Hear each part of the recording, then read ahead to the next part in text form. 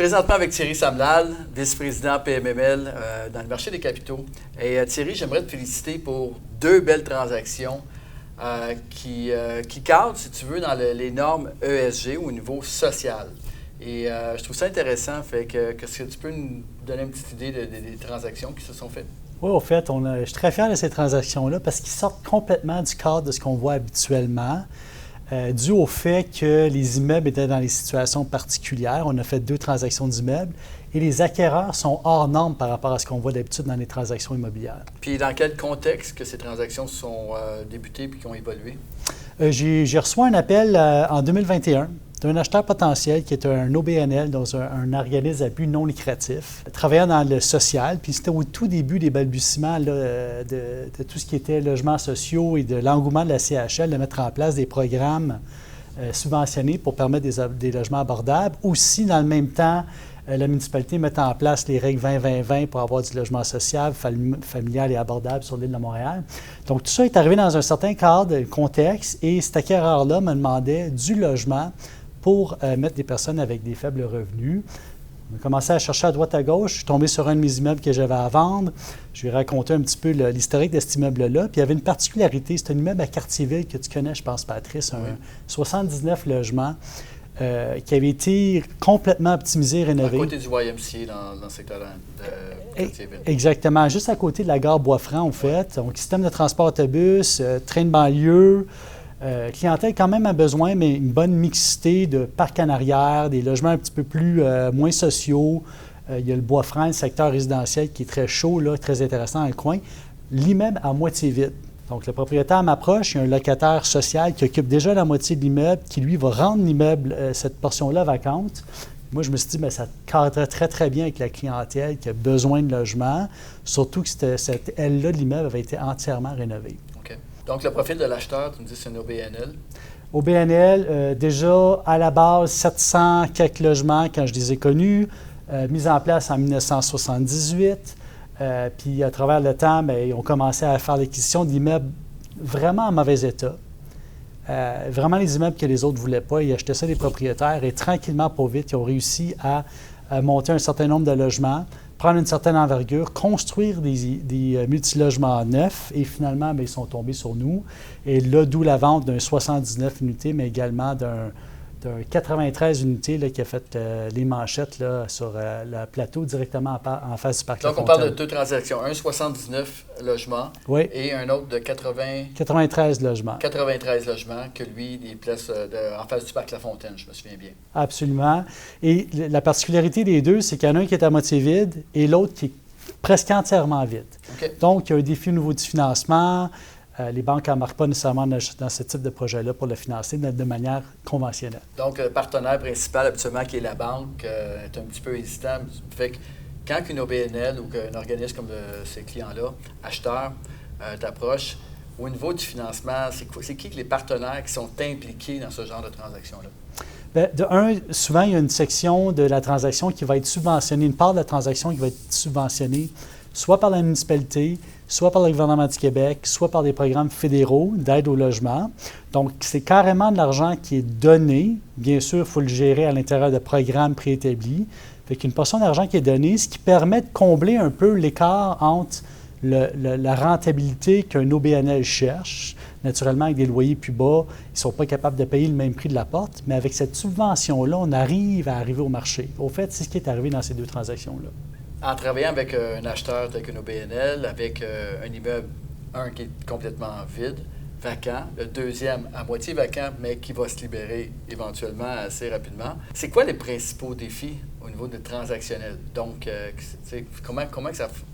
C'était quoi, mettons, dans ces 2 transactions-là, ou peut-être dans une précisément, qui a été ton principal défi? Bien, dans les 2 cas, la grosse problématique qu'on avait, c'était la problématique du langage. Arriver à faire matcher, si on veut, les besoins d'un propriétaire foncier qui veut faire une vente rapide dans un marché contrôlé, avec un OBNL qui, lui, a certains rouages politiques en interne et certaines lenteurs. Il faut réussir à marier ces 2 côtés-là. Aussi, ce n'est pas les mêmes visions. Encore là, on est arrivé à faire ça. Et plus pire que ça, dans un deuxième niveau, c'est d'être capable de faire ça dans un temps qui va satisfaire au vendeur et pas lui causer de préjudice par rapport au prix de vente. OK. Puis, je me rappelle, personnellement, ma plus longue transaction en carrière a été une transaction faite avec la Ville, justement, un organisme qui était parrainé par la Ville. Donc, excessivement longue. Fait que là, tu me parlais un peu du délai. Ça veut dire qu'au niveau du vendeur, que lui, bien sûr, son immeuble est vacant, n'est pas rentable en ce moment, fait qu'il veut faire la vente le plus rapidement possible, alors que la Ville doit passer par une série de processus avec différents partenaires que tu m'as expliqué. Donc, ça ralentit. Fait que c'est un défi là, de mettre ce monde-là ensemble. Ça a été quoi la plus-value de Thierry Samlal ou PMML ou un courtier comme toi là, qui est habitué là, dans les grandes transactions? C'est vraiment dans un cadre où est-ce qu'on sort de la normale, de créer une nouvelle normalité, puis dire aux vendeurs et à l'achat, écoute, là, on s'en va dans une direction qui n'est pas standard, mais avec les délais, avec les professionnels qui sont impliqués dans la transaction. On avait des avocats, on avait des spécialistes de financement, on avait des spécialistes politiques, de mettre ces gens-là ensemble, puis en arriver à un cadre, de dire, OK, c'est la nouvelle normalité, on va réussir à faire notre transaction à l'intérieur des délais et surtout de suivre chacun des processus pour être sûr qu'on ne dépasse pas les délais. Donc, les partenaires, on a les banquiers, on a, bien sûr, là, qui sont au courant, il y a des programmes pour ça. Il y a la CHL, est-ce qu'elle est impliquée aussi? Pas dans ces transactions-là, mais d'autres, elle le fait également. Elle le fait également, OK. Donc, fait que c'est quoi la vocation que l'acheteur, mettons l'OBNL, désire donner maintenant à l'immeuble, aux immeubles? Bien, en particulier, si je prends vraiment l'exemple de l'immeuble sur Papineau qui est directement en face du parc La Fontaine, pour ceux qui habitent de ce secteur-là, c'est vraiment une belle place où vivre. Tu es près du centre-ville, tu as le parc, tu as un petit lac, tu as les pistes cyclables, tu as les boutiques, les magasins.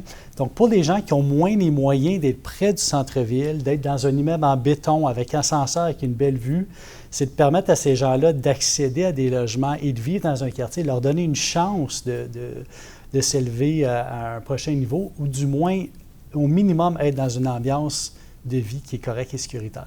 Donc, ça devient intéressant au niveau social. Donc, on parlait tantôt de ESG, où est-ce qu'il y a une mission. Fait que c'est bien parce que non pas seulement ça va aider un paquet de gens, parce qu'il y a 93 unités qui est là-bas, mais en plus, en tant que courtier, bien, ça te fait une mission de plus, intéressant, un défi de plus dans une transaction, où est-ce que tu sais que tu vas avoir un impact également sur un paquet de familles, là, plus d'une centaine de familles avec les deux transactions.